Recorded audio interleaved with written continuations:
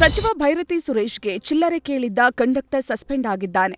ಬಸ್ನಲ್ಲಿ ಪ್ರಯಾಣಿಸಿದ್ದ ಸಚಿವ Byrathi ಸುರೇಶ್ಗೆ driver come conductor ₹6 ಚಿಲ್ಲರೆ ಕೇಳಿದ್ರು. ಚಿಲ್ಲರೆ ಇಲ್ಲದೇ ಇದ್ರೆ ಕೆಳಗಿಳೀರಿ ಎಂದಿದ್ರು. ಹೆಬ್ಬಾಳದಿಂದ ಭೂಪಸಂದ್ರದ ಬಸ್ನಲ್ಲಿ ರಿಯಾಲಿಟಿ ಚೆಕ್ ವೇಳೆ ಸಚಿವರಿಗೆ ಉದ್ದಟತನ ಮೆರೆದಿದ್ದ ಟಿಜಿ ರಾಮಕೃಷ್ಣರನ್ನ ಸಾರಿಗೆ ಇಲಾಖೆಯಿಂದ ಅಮಾನತು ಮಾಡಲಾಗಿದೆ. ಫುಟ್ಪಾತ್ ಒತ್ತುವರಿ ತೆರವಿಗೆ ಬಂದ ಅಧಿಕಾರಿಗಳ ಮೇಲೆ ಸ್ಥಳೀಯರು ಹಲ್ಲೆ ನಡೆಸಿದ್ದಾರೆ. ಬೆಂಗಳೂರಿನ ಬಸವೇಶ್ವರ ನಗರದಲ್ಲಿ ಫುಟ್ಪಾತ್ ತೆರವು ವೇಳೆ ಜಿಬಿಎ ಅಧಿಕಾರಿಗಳ ಮೇಲೆ ಸ್ಥಳೀಯರು ತಿರುಗಿಬಿದ್ದಿದ್ದಾರೆ. ಏಕಾಏಕಿ ಅಧಿಕಾರಿಯ ಶರ್ಟ್ ಎಳೆದು ಹಲ್ಲೆ ಮಾಡಿದ್ದು, ಯಾರನ್ನ ಕೇಳಿ ಫುಟ್ಪಾತ್ ತೆರವು ಮಾಡ್ತಿದ್ದೀರಿ ಅಂತ ಪ್ರಶ್ನೆ ಮಾಡಿದ್ದಾರೆ. ತಾಕತ್ತಿದ್ರೆ ವಸ್ತುಗಳನ್ನ ತೆರವು ಮಾಡಿ ನೋಡು ಅಂತ ವಾಗ್ವಾದ ನಡೆಸಿದ್ದಾರೆ. ಸಿಎಂ ಡಿಕೆ ಶಿವಕುಮಾರ್ ಭೇಟಿ ಮಾಡಲು ಬಂದಿದ್ದ ನಟಿ ಪ್ರೇಮಾಗೆ ಭೇಟಿಗೆ ಅವಕಾಶ ಸಿಗದೆ ವಾಪಸ್ಸಾಗುವಂತಾಗಿದೆ. ಸಿಎಂ ಗೃಹ ಕಚೇರಿ ಕೃಷ್ಣಾದಲ್ಲಿ ಡಿಕೆ ಶಿವಕುಮಾರ್ ಭೇಟಿಗಾಗಿ ಗೇಟ್ ಹೊರಗೆ ನಿಂತು ನಟಿ ಪ್ರೇಮಾ ಕಾದಿದ್ರು. ಆದರೆ ಭೇಟಿಗೆ ಅವಕಾಶ ಸಿಗದೆ ವಾಪಸ್ ತೆರಳಿದ್ದು. ವಿಷಯ ಗೊತ್ತಾಗ್ತಿದ್ದಂತೆ ಸಿಎಂ ಡಿಕೆ ಶಿವಕುಮಾರ್ ಪ್ರೇಮಾಗೆ ದೂರವಾಣಿ ಕರೆ ಮಾಡಿ ಮಾತನಾಡಿದ್ದು, ಟೈಮ್ ತೆಗೆದುಕೊಂಡು ಬಂದು ಭೇಟಿಯಾಗುವಂತೆ ತಿಳಿಸಿದ್ದಾರೆ. ಗದಗದ ಬೆಟಗೇರಿ ನಗರಸಭೆ ಮೇಲೆ ಲೋಕಾಯುಕ್ತ ಅಧಿಕಾರಿಗಳು ದಾಳಿ ಮಾಡಿದ್ದಾರೆ. ನಗರಸಭೆಯಲ್ಲಿ ನಿತ್ಯವೂ ಕೆಲಸಕ್ಕಾಗಿ ಬರುವ ಸಾರ್ವಜನಿಕರಿಗೆ ಲಂಚದ ಬೇಡಿಕೆ ಇಡ್ತಿರೋ ಆರೋಪ ಕೇಳಿಬಂದ ಹಿನ್ನೆಲೆ ಕೋರ್ಟ್ ಸರ್ಚ್ ವಾರೆಂಟ್ ಆದೇಶದ ಮೇರೆಗೆ ಲೋಕಾಯುಕ್ತ ದಾಳಿ ನಡೆಸಿದೆ. ಚಿಕ್ಕಮಗಳೂರು ಜಿಲ್ಲೆಯ ಸುಂಕಸಾಲೆ ಗ್ರಾಮ ಪಂಚಾಯಿತಿ ವ್ಯಾಪ್ತಿಯ ರಾಣಿಜರಿ, ಬಂಡಂಜೆ ಫಾಲ್ಸ್ ಹಾಗೂ ಐತಿಹಾಸಿಕ ಬಲರಾಯನ ದುರ್ಗ ಕೋಟೆಗೆ ಸಂಪರ್ಕ ಕಲ್ಪಿಸುವ ರಸ್ತೆ ಹದಗೆಟ್ಟಿದೆ. ಸುಂಕಸಾಲೆಯಿಂದ ಪ್ರಸಿದ್ಧ ಕಾಲಭೈರವೇಶ್ವರ ದೇವಸ್ಥಾನದವರೆಗೆ ಸಾಗುವ ರಸ್ತೆ ಮಳೆಯಿಂದ ಕೆಸರುಮಯವಾಗಿದ್ದು, ವಾಹನ ಸವಾರರು ಜೀವ ಕೈಯಲ್ಲಿ ಹಿಡಿದು ಸಂಚರಿಸುವಂತಾಗಿದೆ. ರಸ್ತೆಯಲ್ಲಿನ ಗುಂಡಿಗಳಿಂದ ಶಾಲಾ ವಿದ್ಯಾರ್ಥಿಗಳು, ಕಾರ್ಮಿಕರು ಹಾಗೂ ಸ್ಥಳೀಯರು ನರಕಯಾತನೆ ಅನುಭವಿಸುತ್ತಿದ್ದಾರೆ.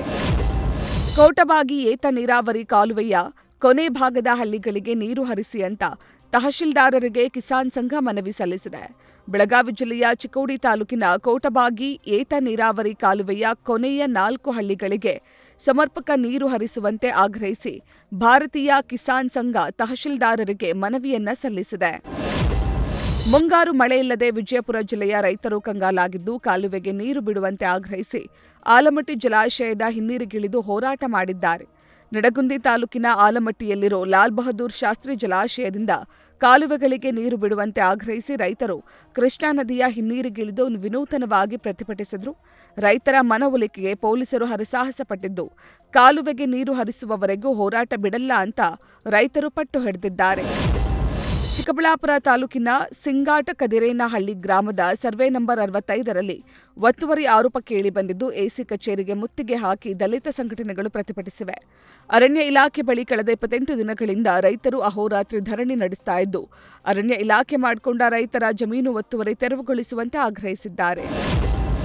ಹಾವೇರಿ ಜಿಲ್ಲೆ ಹಾನಗಲ್ ತಾಲೂಕಿನ ಬುಸಾಪುರ ಗ್ರಾಮದಲ್ಲಿ ಕಳ್ಳರು ಟಿಸಿಯಲ್ಲಿದ್ದ ಲಕ್ಷಾಂತರ ರೂಪಾಯಿ ಮೌಲ್ಯದ ಆಯಿಲ್, ಕಾಪರ್ ಕದ್ದೊಯ್ದಿದ್ದಾರೆ. ಸುಮಾರು 70 ಲಕ್ಷ ರೂಪಾಯಿ ಮೌಲ್ಯದ ಕಾಪರ್ ಆಯಿಲ್ ಪಂಪ್ ಕದ್ದಿದ್ದು, ಇದರಿಂದ 36 ಕೆರೆ ತುಂಬಿಸುವ ಹಾಗೂ 2,000 ಹೆಕ್ಟೇರ್ ಜಮೀನಿಗೆ ನೀರು ಒದಗಿಸುವ ಬಸಾಪುರ ಏತ ನೀರಾವರಿ ಯೋಜನೆ ಬಂದಾಗಿದೆ.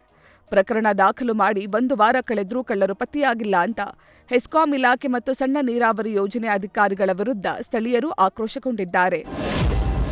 ವಿಜಯಪುರ ನಗರದ ಕೇಂದ್ರ ಬಸ್ ನಿಲ್ದಾಣದಲ್ಲಿ ನೋ ಪಾರ್ಕಿಂಗ್ ಅಂತ ಬೋರ್ಡ್ ಹಾಕಿದ್ರೂ ಬೈಕ್ ಸವಾರರು ಸಾಲು ಸಾಲಾಗಿ ಪಾರ್ಕಿಂಗ್ ಮಾಡಿದ್ದಾರೆ.